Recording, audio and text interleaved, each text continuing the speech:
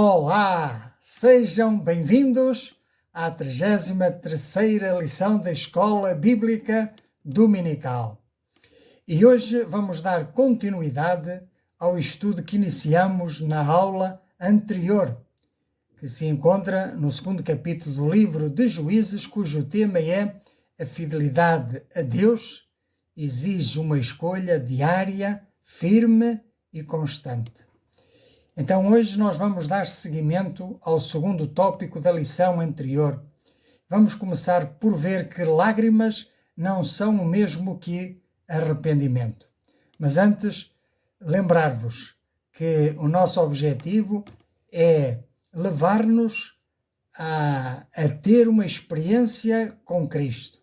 Nosso objetivo é que nos tornemos discípulos de Cristo. Que Ele seja o centro da nossa vida, que Ele ocupe o primeiro lugar, que Ele seja a prioridade. Bendito seja o nome do Senhor. Bem-vindos à Escola da Fé Bíblica, onde procuramos fazer discipulado cristocêntrico. E como sempre, teremos perguntas reflexivas ao longo desta lição e terminaremos com uma oração final para aqueles que desejarem entregar as suas vidas a Cristo. E assim que o vamos fazer, em nome do Senhor Jesus, para a sua glória. Vamos lá, então.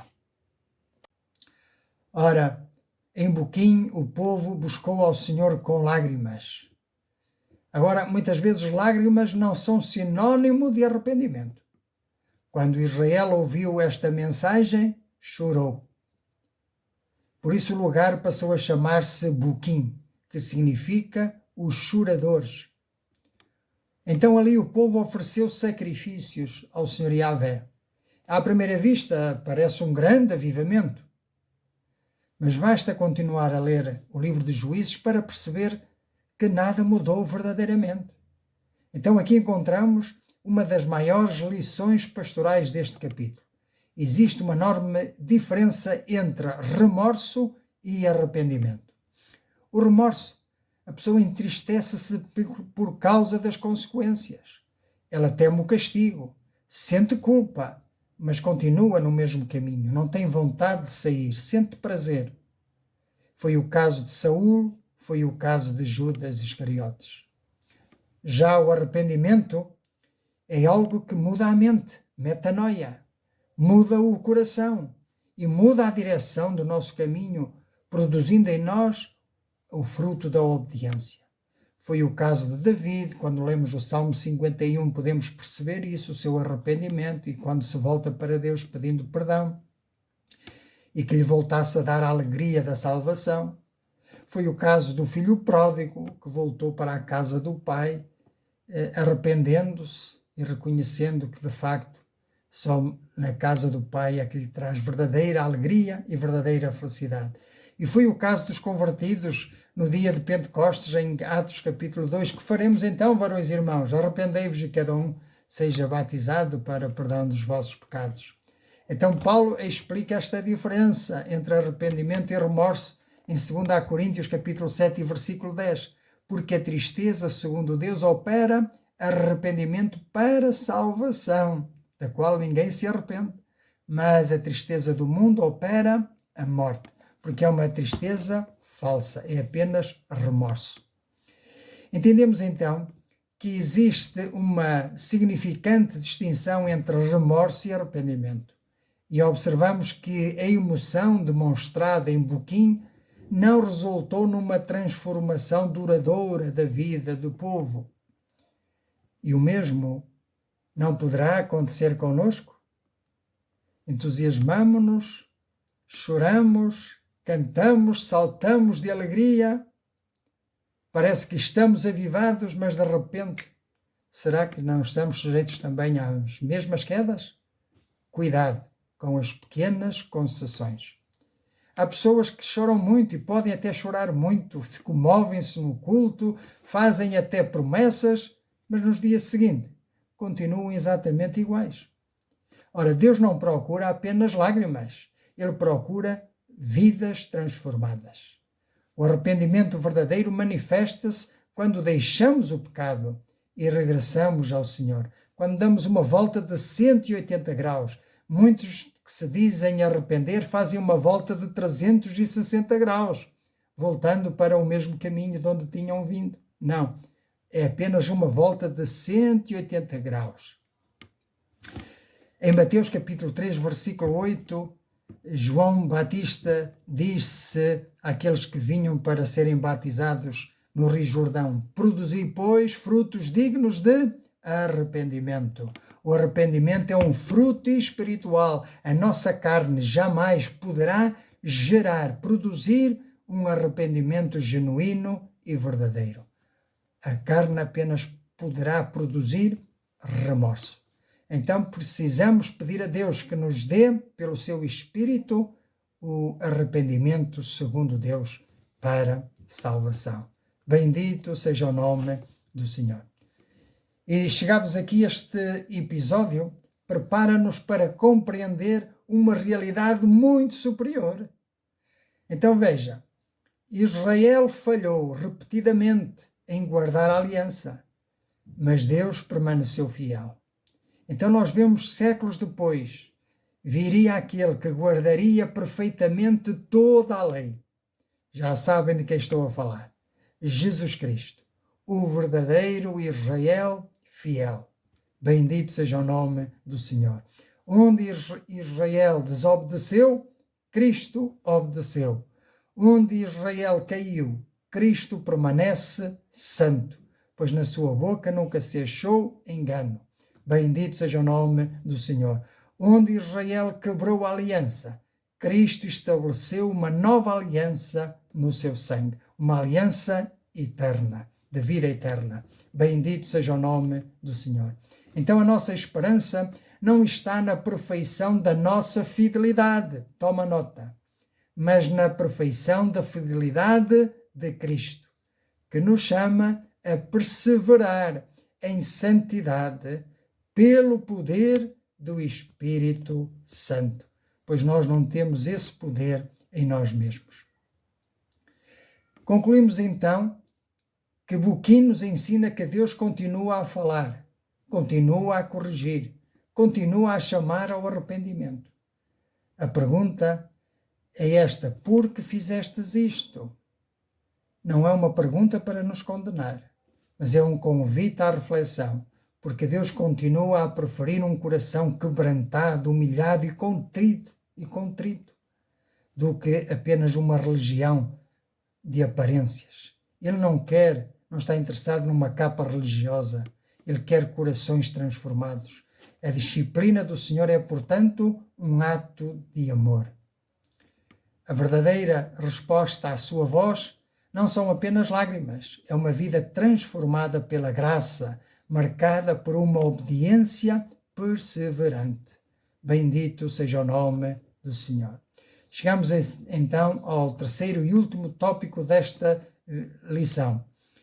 E vamos aperceber-nos de quais são as consequências de viver entre ídolos. Iremos então falar do que é idolatria, o que é sincretismo religioso e por que razão Deus o condena e como é que essas realidades continuam presentes na Igreja hoje e na sociedade contemporânea.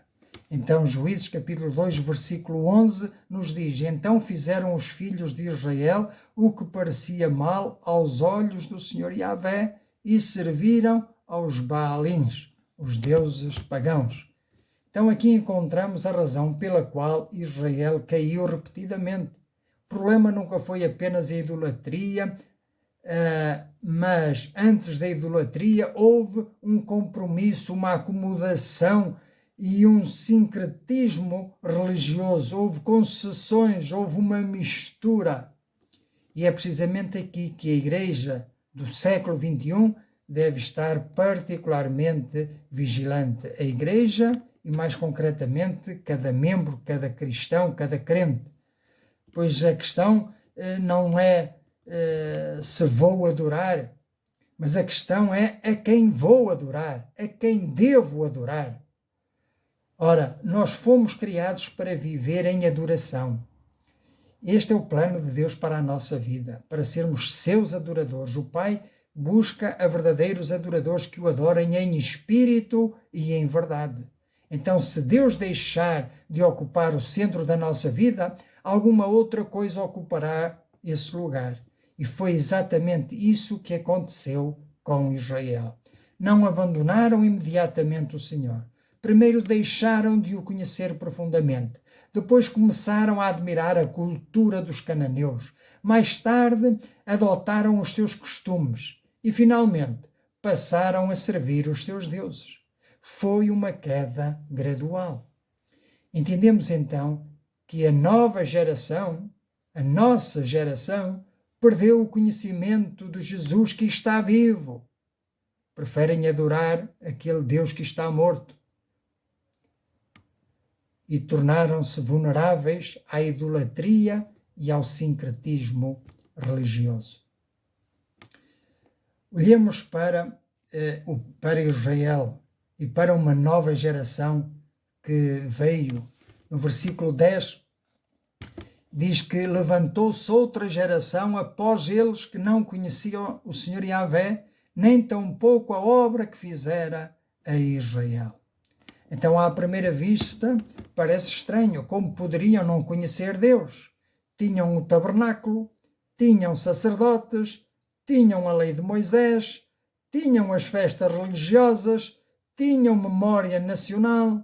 Então, o que é que este texto nos diz? O verbo conhecer não é conhecer intelectualmente.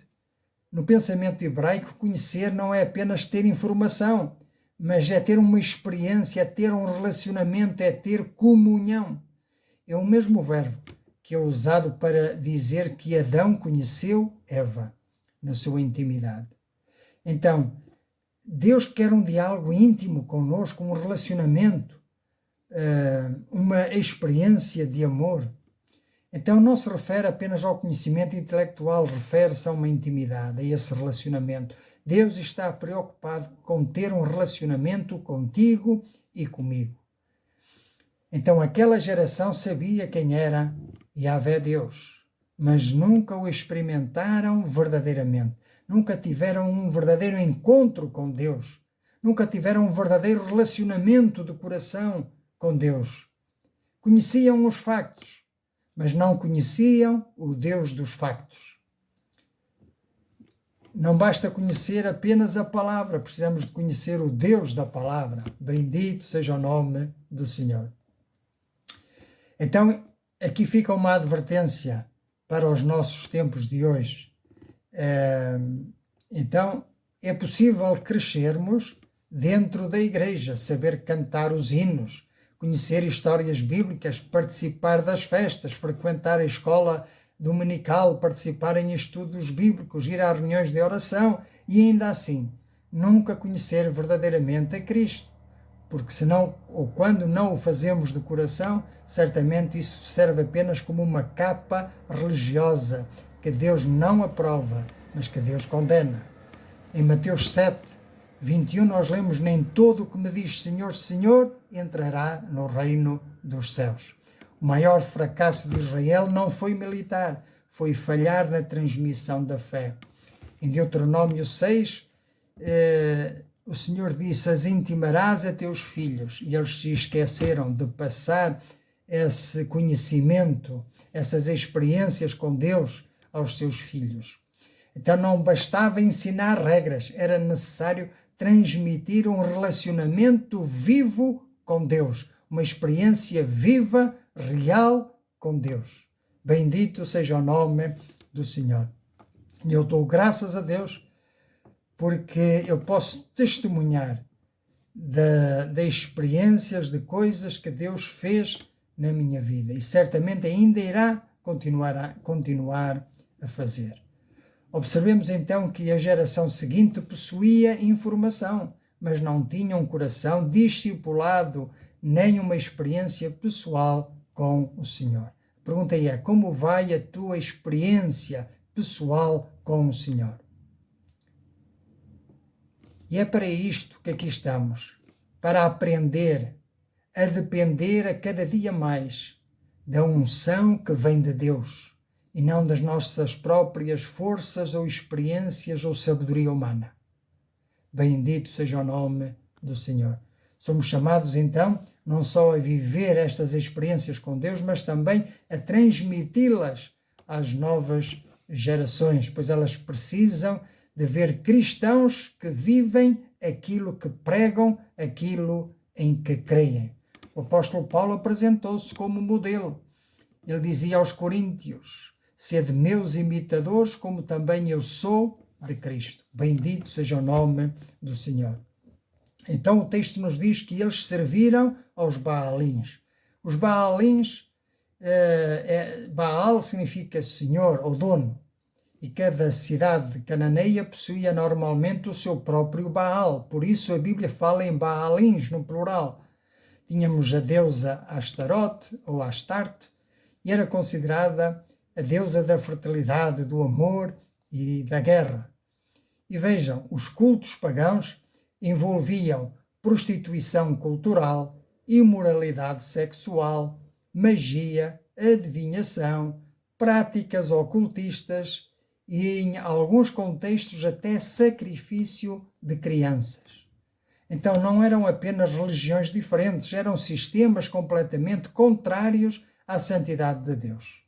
Por isso Deus ordenara a Israel: não terás outros deuses diante de mim. Então, o que é um ídolo? Um ídolo não é apenas uma imagem de pedra. Essa é apenas uma forma de idolatria.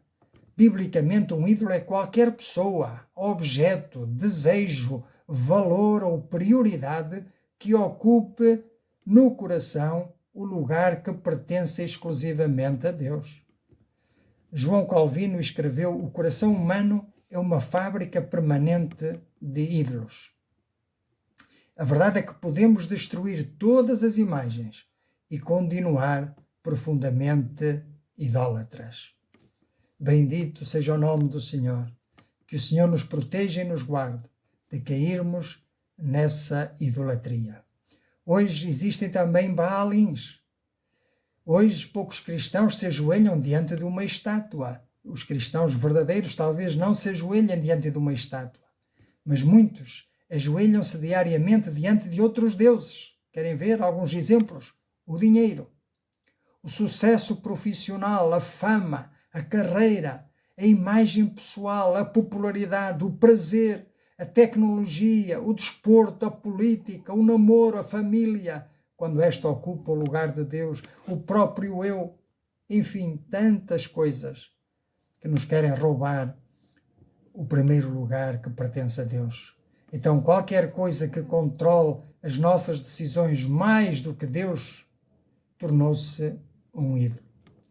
Jesus afirmou em Mateus 6:21, porque onde estiver o vosso tesouro, aí estará também o vosso coração. Observamos que o mesmo acontece no tempo presente. Tudo aquilo que ocupa o lugar exclusivo de Deus transforma-se num ídolo. Tenhamos então cuidado, sejamos sóbrios e vigilantes. E podemos e devemos perguntar-nos: se alguém observasse a nossa agenda, as nossas conversas, os nossos investimentos, o nosso tempo, as nossas preocupações, conseguiria perceber que Deus é realmente o Senhor da nossa vida? Porque aquilo que domina o nosso coração revela sempre quem é o nosso Deus. Chegamos então à definição de sincretismo religioso. É a mistura da verdadeira fé, revelada por Deus com crenças e práticas, filosofias ou tradições pagãs, que contradizem ou alteram essa mesma revelação. Então nós podemos compreender facilmente porque é que Deus condena o sincretismo. Porque Deus exige exclusividade. O primeiro mandamento não diz: terás Deus em primeiro lugar entre vários deuses. Mas ele diz em Êxodo 20, versículo 3, não terás outros deuses diante de mim. E Isaías declara no capítulo 42, versículo 8, eu sou o Senhor, este é o meu nome, a minha glória, pois a outrem não darei. Deus não aceita concorrentes. Bendito seja o nome do Senhor. Mas, infelizmente, hoje continua presente o sincretismo religioso. Vemo-lo quando alguém afirma: todas as religiões conduzem a Deus. Ou o importante é acreditar em alguma coisa. Ou ainda, Jesus é apenas um entre muitos. Mas Cristo declarou em João 14,6: Eu sou o caminho e a verdade e a vida, e ninguém vem ao Pai a não ser por mim. Também existe sincretismo quando práticas contrárias às Escrituras entram na vida da Igreja, tais como superstições religiosas, consultas espirituais incompatíveis com a fé cristã, crença em energias ditas positivas, crenças em amuletos ou astrologia, quando se adaptam à doutrina bíblica para agradar à cultura, quando colocam a experiência ou as experiências acima da palavra. Portanto, a Igreja deve amar todas as pessoas, mas nunca pode alterar o Evangelho para agradar à cultura.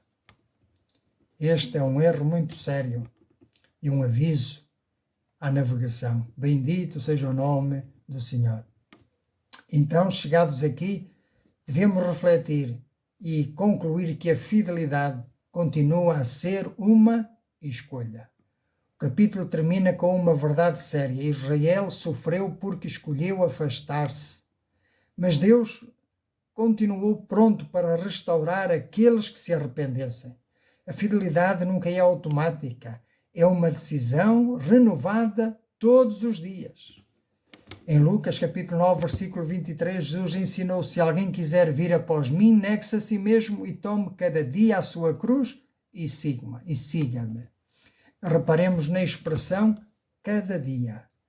A fidelidade de ontem não substitui a de hoje. Cada manhã escolhemos novamente: serviremos a Cristo? Ou permitiremos que outros baalins ocupem o nosso coração? Então devemos olhar para Cristo, que é o centro da mensagem. Toda esta narrativa aponta para Cristo. Israel falhou repetidamente. Nós também falhamos. Mas houve um que nunca fez concessões. Houve um que nunca negociou com Satanás. Houve um que nunca pecou. Houve um que nunca desviou o olhar da vontade do Pai. E quando Satanás lhe ofereceu todos os reinos do mundo, Jesus respondeu: ao Senhor teu Deus adorarás e só a Ele servirás. Bendito seja o nome do Senhor. Então, onde Israel caiu, Cristo venceu. Onde eu e tu caímos, Cristo é vencedor. E é somente unidos a Cristo que podemos permanecer fiéis. A fidelidade cristã não nasce da força da nossa vontade, mas nasce da graça de Deus operando em nós pelo Espírito Santo. Vamos então concluir com uma pergunta. Quem ocupa verdadeiramente o trono do meu coração? Israel perdeu batalhas porque primeiro perdeu a comunhão. Perdeu a comunhão porque fez pequenas concessões. As pequenas concessões abriram caminho ao sincretismo religioso. O sincretismo conduziu à idolatria. A idolatria trouxe disciplina divina. Mas, acima de tudo, o livro de Juízes revela que Deus continua fiel, mesmo quando o seu povo falha. Essa fidelidade manifesta-se plenamente em Jesus Cristo, o mediador da nova aliança, que nos chama a uma vida de santidade, de obediência e de perseverança. Bendito seja o nome do Senhor. No livro de Josué, capítulo 24, versículo 15, que nós possamos dizer como Josué: porém eu e a minha casa serviremos ao Senhor. Porque, no fim, a fidelidade a Deus continua a ser uma questão de escolha. E cada escolha revela a quem pertence verdadeiramente o nosso coração. Concluímos então aqui o nosso estudo no segundo capítulo do livro de Juízes. Ao longo desta lição, percorremos um dos períodos mais sombrios da história de Israel. Vimos um povo que começou bem, mas terminou mal. Não porque Deus tivesse falhado, mas porque escolheu afastar-se dele. Então, nestas duas lições, aprendemos que a fidelidade a Deus é sempre uma questão de escolha. Aprendemos também que pequenas concessões produzem grandes consequências. Aprendemos também que Deus continua fiel à sua aliança, mesmo quando o homem é infiel. Aprendemos também que a disciplina divina é uma manifestação do seu amor e visa conduzir-nos ao arrependimento. Em quinto lugar, aprendemos que a idolatria começa no coração antes de se manifestar em atitudes. E também aprendemos acerca do sincretismo religioso, que é incompatível com a verdadeira fé bíblica, porque Deus exige exclusividade na adoração. E por fim, aprendemos que nenhuma geração conhece a Deus apenas por herança familiar ou por muito conhecimento bíblico, mas cada pessoa precisa de uma relação, de um relacionamento pessoal com Deus. Precisa de ter experiências com o Jesus Cristo vivo. Bendito seja o nome do Senhor. Contudo, o livro de Juízes não termina apenas por nos mostrar o fracasso humano. Ele prepara-nos para a necessidade de um Salvador perfeito. Israel precisava de um juiz melhor. Nós também. E esse juiz é Jesus Cristo. Ele é o verdadeiro libertador, que não veio apenas para livrar-nos dos inimigos terrenos, mas da escravidão do pecado, da condenação eterna e da ira vindoura. Como declarou o apóstolo Pedro, em Atos dos Apóstolos, capítulo 4, versículo 12, e em nenhum outro há salvação. Porquê?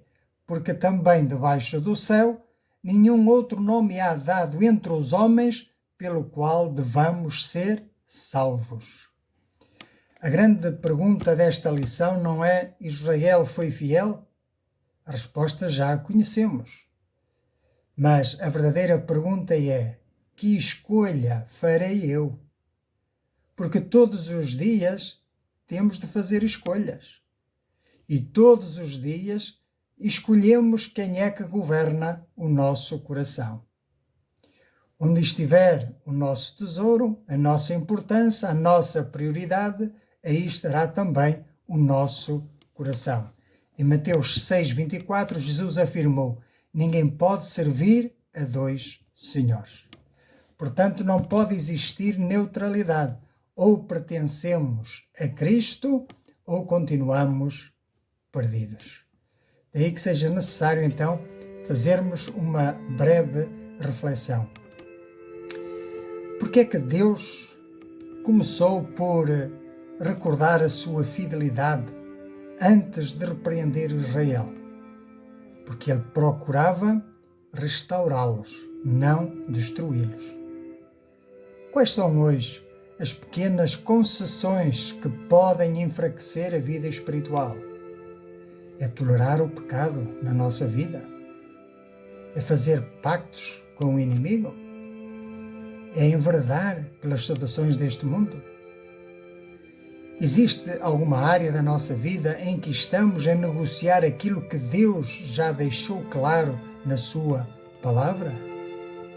O Senhor exige exclusividade, um amor, uma entrega genuína, total, completa. Bendito seja o nome do Senhor.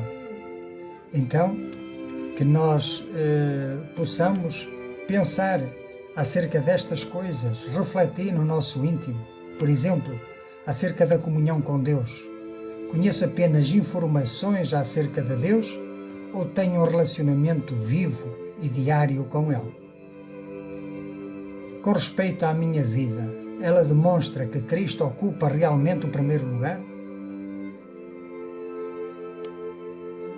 E agora vejamos se aqueles que nos observam seguissem exatamente o meu exemplo, será que seriam conduzidos para mais perto de Cristo?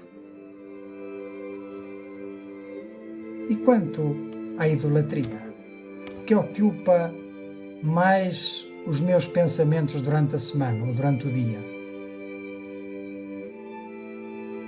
Em que é que eu confio verdadeiramente quando enfrento as dificuldades? Existe alguma pessoa, projeto, ambição, prazer ou bem material que tenha ocupado o lugar que pertence somente a Deus?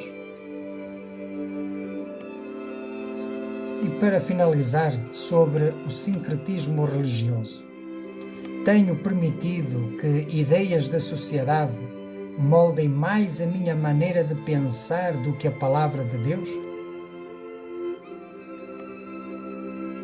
Procuro adaptar a Bíblia aos meus desejos ou procuro adaptar a minha vida à Bíblia?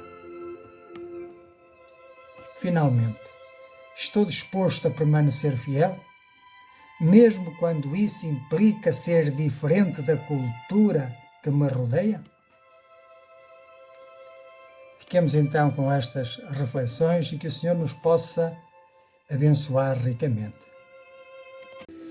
Então, talvez esteja alguém aqui como aquela geração que se sinta igual ou que esteja a passar pela mesma experiência daquela geração descrita em Juízes. Conhece histórias bíblicas, frequenta uma igreja, tem uma Bíblia, mas nunca nasceu de novo. Nunca entregou verdadeiramente a sua vida ao Senhor Jesus Cristo. Mas a Bíblia declara-nos, em Romanos 3:23, que todos pecaram e destituídos estão da glória de Deus. Mas eu quero dizer-te que há boas notícias. O mesmo Deus que repreendeu Israel enviou o seu Filho ao mundo. Jesus viveu sem pecado, morreu na cruz em lugar dos pecadores, levou sobre si a culpa daqueles que nele creem. Ele foi sepultado, mas ressuscitou ao terceiro dia e hoje oferece gratuitamente perdão, reconciliação, vida eterna a todo aquele que se arrepende genuinamente e crê nele. Salvação não é conquistada por obras, por méritos próprios ou pela religião, mas é recebida pela graça mediante a fé, conforme nos diz Efésios capítulo 2, versículos 8 a 10, pois pela graça sois salvos por meio da fé, e isto não vem de vós, é dom de Deus, não vem das obras, para que ninguém se glorie. Então, se hoje reconheces que és pecador, necessitado da graça de Deus, e desejas entregar a tua vida ao Senhor Jesus Cristo, podes fazê-lo agora mesmo. Nenhuma oração salva por si só. Quem salva é Cristo. A oração é uma forma de expressar com sinceridade o arrependimento e a fé nele. Por isso, se queres fazer esta oração, vamos juntos orar ao Senhor para que Ele possa salvar. Senhor Deus, reconheço que sou pecador e que tenho vivido muitas vezes segundo a minha própria vontade. Confesso que pequei contra Ti e que não posso salvar-me pelos meus próprios méritos. Creio que Jesus Cristo é o Teu Filho, que morreu na cruz pelos meus pecados, derramou o seu sangue para me purificar e ressuscitou ao terceiro dia, vencendo a morte. Hoje arrependo-me dos meus pecados e entrego-te a minha vida. Recebe-me como teu filho por causa da obra perfeita de Cristo. Ajuda-me, pelo Espírito Santo, a viver em obediência à tua palavra e a permanecer fiel até ao fim. Em nome de Jesus Cristo. Amém. Que Deus nos conceda a graça de escolher todos os dias permanecer fiéis àquele que permaneceu perfeitamente fiel para conosco em Jesus Cristo. Amém. Que assim seja, e eu espero por vocês na próxima lição. Que o Senhor nos abençoe. Até lá.